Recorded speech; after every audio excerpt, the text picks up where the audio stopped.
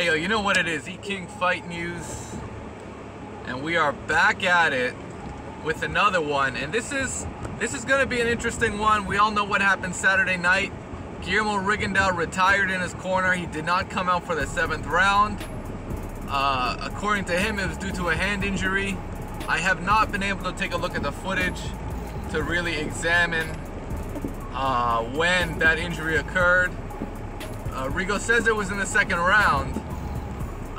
But, you know, part of the issue is, you know, it didn't get mentioned with the cornermen.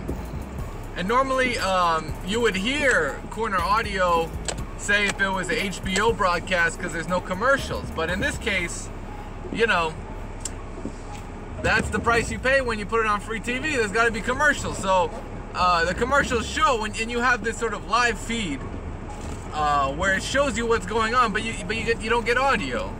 So in terms of the audio, where Guillermo Rigondeaux might be like, yo, my hand's fucked. And you know, I'm sure his trainer, Pedro Diaz, would be like, Rigo, man, there's only one way to go with this one. You gotta keep fighting. And if it's true in terms of what Guillermo Rigondeaux was saying, I don't believe he's got any reason to lie. Right? He's a fighter. Lomachenko's a fighter. Both these guys are world class. You know, he came in here ready to move up in weight and challenge himself. And at the end of the day, his left hand was fucked, according to him. Right? I haven't seen an X-ray report. I would like to see him confirm that. Absolutely, because I think a lot of people don't believe him. And part of it's ridiculous. Part of it is ridiculous because, let's say our friend Manny Pacquiao, in the biggest fight of his career, his highest grossing fight as well, against Floyd Mayweather, he claimed he was injured. And that was before the fight, right? How much heat did he take for that? You know, there was a small minority that believed he was faking. The whole thing was fake. But honestly, I think I'd say the majority of the Filipinos bought that story and say, you know what? His shoulder was injured. He lost to Floyd Mayweather because of his shoulder. And you know, it's an automatic excuse as to why he lost. Yeah? Now, am I going to come here and say, oh, Rigondeaux lost because of his hand? No, he was losing the fight regardless. Could his left hand, which is the hand that he hurt, make a huge difference in terms of the momentum of the fight? Absolutely. Absolutely. So, as the deck was stacked against Rigo, it got stacked even further if it is true that his left hand was legitimately hurt. Right? And for the case of this situation, Rigondeaux quitting in the corner, I have to trust him here. I don't think he was fucking around. I think he quit on the merits of him being injured and the situation he was in. And this is a situation, if you guys don't know. And in my opinion, this is the real reason why Guillermo Rigondeaux quit. He really is, you know, I don't want to question his heart, man, because I've seen this dude get up off the canvas against guys like Nonito Donaire, against guys like that Japanese guy. He got up off the canvas against Robert Marquardt. Now, yeah, okay, what does that mean? He doesn't have the best chin, but he's always gotten up and shaken that off. Right? So for him to quit without being knocked down, it's so absurd. And it doesn't make sense unless you step into the shoes of, you know, step into his shoes, you know. Not easy to fill. Not easy to fill. No one goes up 2 weight classes for fucking 400K, you know, to face Vasyl Lomachenko. No one does that. There's no bantamweight, in my opinion, that will legitimately do that for that money. No, sir.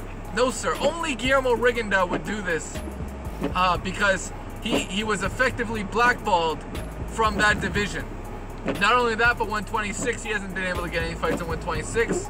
But that's not really his division either. So he's really screwed over. He's really screwed over. Additionally, let's take a step into Guillermo Rigondeaux's shoes, okay? Okay. And we have to go before the fight.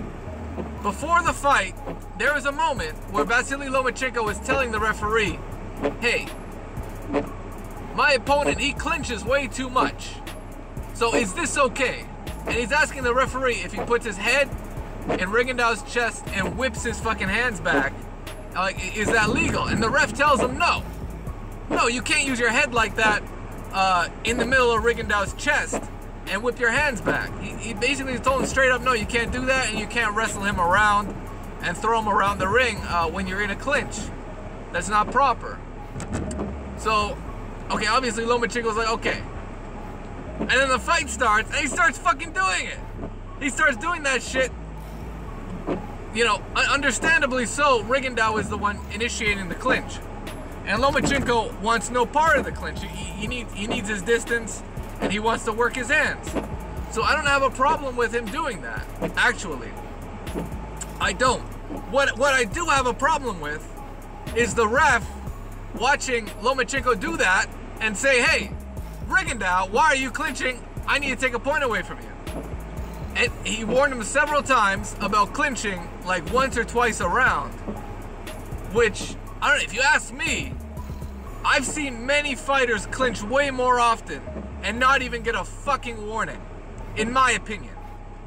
In my opinion, the ref over-refed the fight, he over-inserted himself into the fight, and as a result, Guillermo Rigondeaux's confidence just, it dropped completely because he couldn't do anything in there. He couldn't clinch. So, if he couldn't clinch, that means Vasily Lomachenko has free reign on the inside to let his hands go. And in my opinion, part of that is Guillermo Rigondeaux's flaw because he doesn't fight on the inside. I'll be perfectly honest, he doesn't fight on the inside as much. So he should be prepared to handle Lomachenko on the inside, but his only solution for that was to clinch. So because of how the ref reacted to that, and how the ref reacted to Lomachenko trying to break free of a clinch, it didn't help Rigondeaux at all. It didn't help him at all. So we have the dynamic of the referee taking points away around the 5th round. Okay, and if Rigondeaux is correct, he hurt his left hand in the 2nd round, right? So he's in a situation where Rigondeaux knows his left hand is the knockout shot, right? That's the only way he's gonna try and pull this fight out, if he can hurt Lomachenko with the left hand, right? He's not gonna be able to do it with the right. So he's doing his thing, and he's trying to set up a left hand, but at some point he realizes, you know, my hand's fucked, and how am I gonna knock this guy out with a fucked up hand? So there's that dynamic. There's the fact that he's way behind on points, and I think Guillermo Rigondeaux just lost his confidence, to be honest. I think he lost his self-belief that he can take out Lomachenko with the left hand, considering that, in his opinion, he had a damaged left hand, right? So if he fucked up his left hand, very slim chances he'll be able to knock him out with the same hand, and he knows he's way behind on the points. So what, is he gonna let himself you know, get hit for another 6 rounds? Or does he realize, like any other great fighter may realize, that he's been checkmated here? You know, we consider this fight high-speed chess, and oh, this is 2 boxing grandmasters. Well, perhaps Guillermo Rigondeaux realized he was pretty much in checkmate. You know, he didn't see any way he could win this fight. He didn't see it, and as a result of that, he quit. You know, it's very simple. And that's how I can fucking explain what the fuck happened. Because otherwise, I can't. I don't understand it. You know, Guillermo Rigondeaux. I don't want to question dude's heart, man. I think he should have tried to fight on the inside with Lomachenko. I think he should have just fucking went all out, take at least a couple rounds, and just go all out and let his hands go. Fucking just pull a fucking Mike Tyson for one fucking night and go guns blazing. Like that's the one thing that really hurts watching that fight, and I'm gonna eventually watch it again.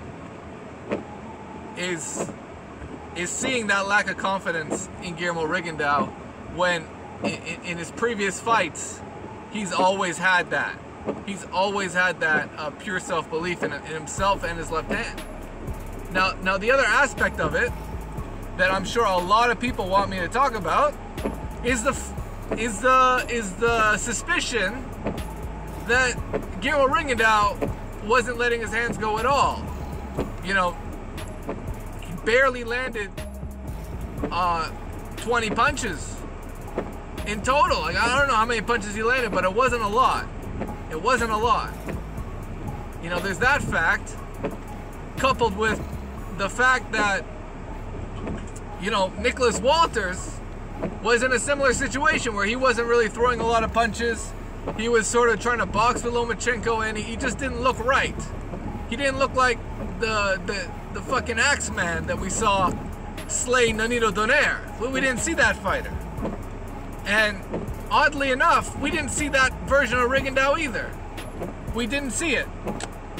So there's a lot of speculation going on that this was a fixed fight. That Rigondeaux was paid off. They paid him more money and they paid him off and to take a dive. Now, do I subscribe to that? I can't. I can't right now because I don't have enough evidence that tells me that Guillermo Rigondeaux took a dive and fuck. I just don't see it. The man. I just don't see him taking a bribe like that, man. Like in terms of all the shit he was talking, it doesn't make sense for him to take a dive. It really doesn't, man. If you take him genuinely for his word and how he promoted the fight,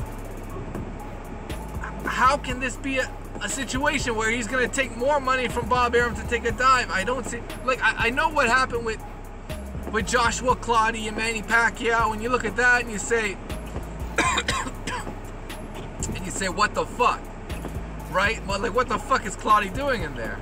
And it later came out that Joshua Clottey admitted that, you know, he got some hush money. He got some hush money, right? So, you know, that happened, but I just don't think it happened in this scenario. I just don't think it happened. I think Lomachenko was the better man on that night. He was supremely prepared for Guillermo Rigondeaux's style. I mean, Lomachenko, he didn't really expose what he was doing in his training, right? He kept a lot of that behind closed doors, compared to Rigondeaux, who was very open in his training camp, and there was a lot of footage coming out, and it was great to see how he moved up in weight. You know, that was awesome. But the flip side of that is, you know, Vasyl Lomachenko was very low-key in the build-up to this whole fight. He came in there 100% ready. He came in there the bigger man, and he was in control from the second round onward, right? So, man, Eking Fight News, I do not think Guillermo Rigondeaux, I don't think this was a fixed fight. I don't think it was a situation where Guillermo Rigondeaux intentionally quit in the corner. I think it must have been a freak accident or something where he fucking threw a punch and he hit a fucking elbow or some shit. You know, that's how Gotti famously injured his hand against Mickey Ward. He fucking punched the elbow. So I'm gonna look at the footage and we're gonna see what we find. If we don't see a situation where Guillermo Rigondeaux hurts his left hand, then we have to question, how did he hurt his left hand? Otherwise, it's Eking Fight News. Let me know what you guys think. You know what it is. Subscribe to the channel, smash the like button, and we're gonna keep it moving, man. I'm gonna keep it moving. Eat King Fight News.